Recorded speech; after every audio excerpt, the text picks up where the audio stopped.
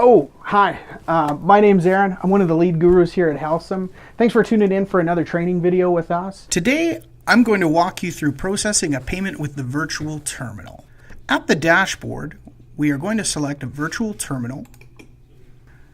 We're going to begin with the transaction information. The first thing is to choose the terminal. If you happen to have more than one account or have a multi-currency processing account, you would select the terminal here.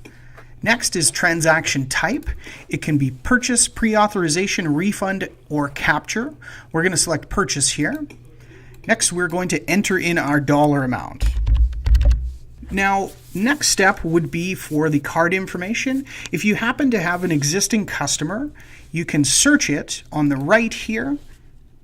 So you can bring up a saved customer where it will enter in all this information automatically. We can enter in the card information and just process it without customer information, but you can also create a new customer by entering in all of the fields that you see here.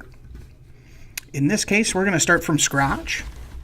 So we're going to enter in our card number. Next, we're going to enter our expiry date. And here we're going to add in the CVV security code.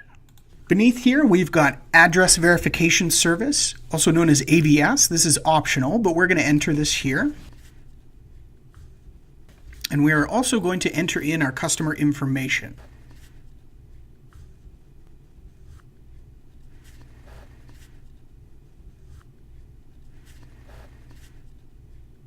Once we have all of our information entered in, we click on Process Transaction.